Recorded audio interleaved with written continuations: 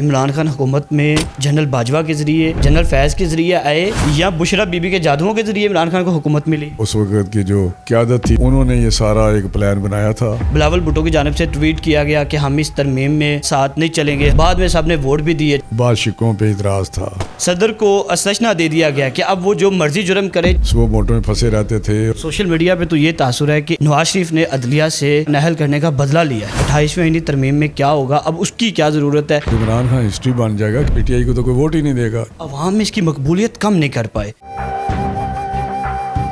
میرے ساتھ پاکستان کے بزرگ ترین سیاستدان جو پاکستان کی پارلیمنٹ میں کئی دہائیوں سے موجود ہیں، میری مراد وفاقی وزیر برائے غذائی تحفظ رانا تنویر حسین صاحب ہیں، ان سے گفتگو کرتے ہیں اور موجودہ ملک کی صورتحال کے حوالے سے ان کا بیانیہ جانتے ہیں۔ ایک برطانوی جریدے کی جانب سے سابق وزیر اعظم عمران خان کی اہلیہ بشرا بی بی کے حوالے سے کچھ انکشافات کیے گئے یا کچھ الزامات لگائے گئے کہ وزیر اعظم ہاؤس میں بکروں کے جو سر ہیں اس پہ جادو کیا جاتا تھا، جادو ٹونے کے ساتھ وزیر اعظم ہاؤس چلتا تھا۔ آپ پارلیمنٹ میں بڑے پرانے سیاستدان بیٹھے ہوئے ہیں، تو اس بات کو کس حد تک آپ اس میں سچائی سمجھتے ہیں، کس حد تک یہ چیزیں وزیر اعظم ہاؤس میں ہوتی رہی ہیں، اور آج آپ جس سٹیج پہ موجود ہیں تو اس پہ کوئی کارروائی بھی ہوگی حکومت کی جانب سے؟ میں سمجھتا ہوں کہ 100% درست ہے، کیونکہ یہ چیزیں سب کو پتہ ہے پہلے ہی، بٹس میں پتہ ہوگا، پیسز میں پتہ ہوگا کسی کو، لیکن یہ 100% ساری چیزیں ہمیں پتہ ہے اور لوگ بادشاہ کرتے رہے ہیں۔ دفتر کے ٹائمنگ بھی وہ جس دن کہتی تھی کہ آپ دفتر جائیں یا آج نہ جائیں تو وہ نہیں جاتا تھا، اور اسی طرح کوئی فیصلہ بھی کرتا تھا، کوئی ٹرانسفر پوسٹنگ اس کا بھی وہ اس سے پوچھتا تھا، اور یہ بکرے کے سار اور مرغی کے سار اور گوشت وغیرہ وہاں پھینکا جاتا تھا۔ اس میں تو کسی کو کوئی شک ہی نہیں ہے۔ یہ بدقسمتی ہے کسی ملک کی کہ اس کا حکمران کسی جادو ٹونے پہ اپنے فیصلے کر رہا ہو۔ گورننس نہیں تھی اس کی، کوئی کرپشن پہ انتہا تھی۔ جو حال ہوا اکانومی کا وہ بھی آپ کے سامنے ہے۔ کیا عمران خان حکومت میں جنرل باجوہ کے ذریعے، جنرل فیض کے ذریعے آئے یا بشرا بی بی کے جادوؤں کے ذریعے عمران خان کو حکومت ملی؟ دیکھیں یہ اس کا تو یہ خیال ہو شاید کہ بشرا بی بی کے جادو سے میں آیا ہوں، لیکن ہمارا تو 100% پتہ ہے ہمیں کہ یہ اس وقت کی جو قیادت تھی انہوں نے یہ سارا ایک پلان بنایا تھا میاں نواز شریف صاحب کو آؤٹ کرنے کے لیے اور اس کی جگہ اس کو لانے کے لیے، کیونکہ میاں صاحب بہت ایک ہیوی ویٹ ہمارے سیاستدان ہیں۔ ابھی تو جو قیادت ہے فوج کی وہ بڑی ڈیفرنٹ ہے، وہ ڈیموکریٹک ہے اور وہ بالکل پروفیشنل ہیں۔ جس طرح آپ نے دیکھا کہ جنگ ہماری انڈیا کے ساتھ ہوئی تو اس میں جو پروفیشنلزم کا مظاہرہ کیا ہے فیلڈ مارشل عاصم منیر صاحب نے، وہ بھی آپ کے سامنے ہے کہ یہ پہلی دفعہ ہوا ہے کہ انڈیا کو اس کے عبرتناک شکست ہوئی ہے، اور وہ 65 کی جنگ بھی انڈیا کے ساتھ ہوئی، 71 کی بھی ہوئی ہے۔ سر انڈیا کے ساتھ تو ہمارے پہلے بھی محاذ بنتے رہے ہیں، لیکن اس طرح کامیابیاں نہیں ملیں، لیکن کیونکہ وہ ایک کنونشنل وار تھی، اس وقت اس طرح ٹیکنالوجی کا استعمال نہیں ہوتا تھا۔ اب جو ٹیکنالوجی ہے وہ تو 4 گھنٹے میں آپ کو پتہ جنگ ختم ہو گئی۔ رپورٹ میں یہ بھی کہا گیا ہے کہ بشرا بی بی اور عمران خان کی شادی بھی جنرل فیض حمید کی وجہ سے کروائی گئی، اور انہوں نے ساری شادی کو بھی ارینج کیا اور مینج کیا۔ نہیں، جنرل فیض حمید جو تھے وہ تو بالکل اس میں شامل تھے یا سارے اس پلان میں، لیکن جو بشرا بی بی کی شادی ہے اس کی شادی میں اس نے یہ کہا تھا، جو رپورٹ بھی ہوا ہے، جو پتہ بھی ہمیں، کہ اگر آپ میرے ساتھ شادی کریں گے تو آپ پرائم منسٹر بن جائیں گے۔ تو وہ میں سمجھتا ہوں اس کو جادو چل گیا سر، وزیر اعظم تو بن گئے۔ نہیں چل گیا، اس کو میرا حال ایک لانچ کیا گیا یا جو بھی ہے، لیکن اس کو یقین تھا کہ اس کے پاس کوئی نہ کوئی جادوئی جو جہاز روک دیے کرتے تھے کہ ابھی جہاز میں نہیں بیٹھنا، فلانے جو ملک کے ساتھ اچھے تعلقات بنانے ہیں، فلاں کے ساتھ اچھے نہیں بنانے، یہ سب کچھ کیا چلتا رہا ہے پاکستان کی تاریخ میں؟ ایسا کبھی تو تھا نہیں۔ یہ ہم کہتے ہیں نا کہ بدقسمتی ہے کہ عمران خان جیسے نے کبھی یونین کونسل بھی نہیں چلائی، اس کو ملک کی باغ دوڑ دے دی۔ تو میں سمجھتا ہوں اس قسم کے حکمرانی جو تھی وہ بڑی خطرناک تھی، اور وہی ہوا۔ ابھی جہاں چیف منسٹر پنجاب جو اس نے لگایا تھا وہ بھی آپ کو پتہ ہے، وہ بھی اسی جادو کا ہی تھا کہ جی پیر نے کہا کہ اس کو لگا دے، اور پھر اس پہ ڈٹا رہا۔ اس کو لوگ سمجھاتے رہے جو بھی اس کے قریب تھے لوگ کہ اس کی وجہ سے سارا بیڑا غرق ہو گیا پنجاب کا، تو آپ اس کو ہٹائے۔ سر اچانک سے 27ویں آئینی ترمیم سامنے آ گئی، بلاول بھٹو کی جانب سے ٹویٹ کیا گیا کہ ہم اس ترمیم میں ساتھ نہیں چلیں گے، ہم پارلیمنٹ کی جو سپرمیسی ہے اس کو قائم رکھیں گے۔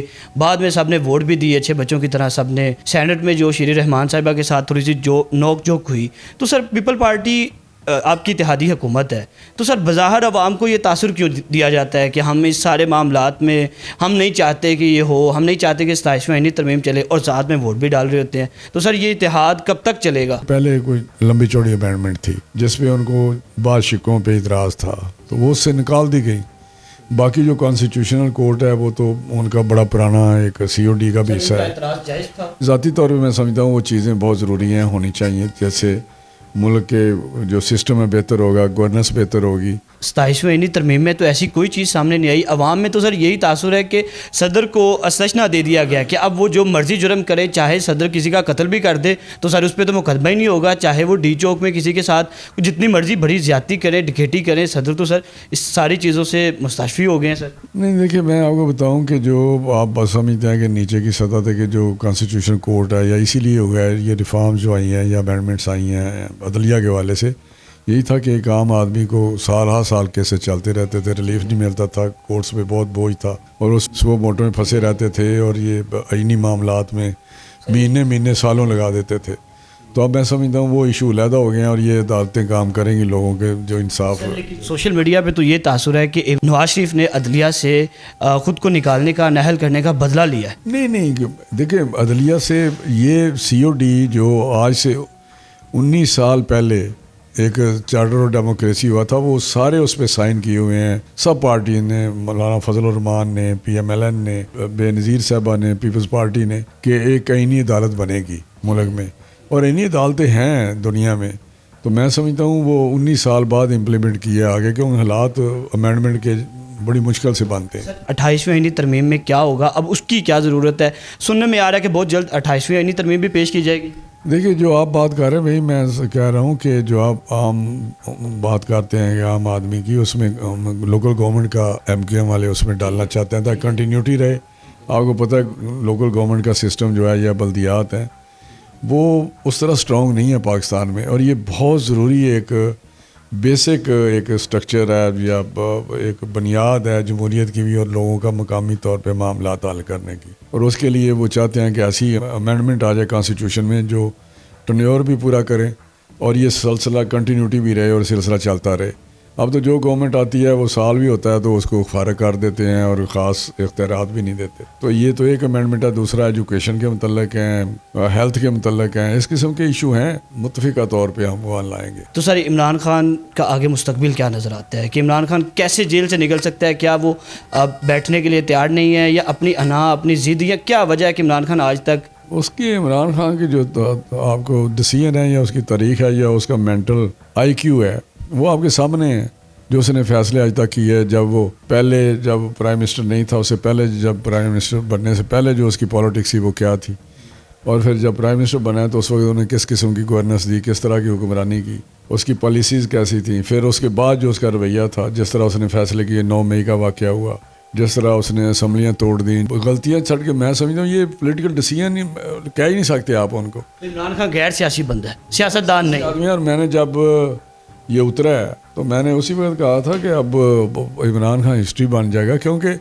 دوبارہ یہی قوم اس وقت ان کے بندے ہم سے پوچھتے تھے ہم کس کا ٹکٹ لیں، ہمیں کہاں جانا چاہیے، کیونکہ PTI کو تو کوئی ووٹ ہی نہیں دے گا۔ جب یہ پرائم منسٹر تھا وہ نکل کے اب جیل میں ہیں، لوگ ہماری بڑی جذباتی قوم ہیں لوگ، لیکن اس کے پاس کوئی راستہ نہیں ہے، وہ بات چیت جو ریلیونٹ کوارٹر نہیں کرتے۔ اگر کوئی باہر سے جو طاقتیں ہوتی ہیں غیر ملکی، وہ بھی اس کے لیے کوئی اس کو لینے کو تیار نہیں، کیونکہ وہ کہتے ہیں ٹرسٹ وردی نہیں ہے، کریڈیبل بندہ نہیں ہے، جس پہ ہم کہیں کہ جی ہمیں لے جاتے ہیں اور یہ ایسا کوئی حرکت نہیں کرے گا۔ تو سر آپ عوام میں اس کی مقبولیت کم نہیں کر پائے، تو سر عوام میں اس کی مقبولیت کیسے کم ہو؟ آہستہ آہستہ لوگوں کو پتہ چل رہا ہے اور بڑا فرق پڑا ہے، یہ آپ جو کہتے ہیں نا، میں سمجھتا ہوں نہیں فرق پڑا ہے اس پہ۔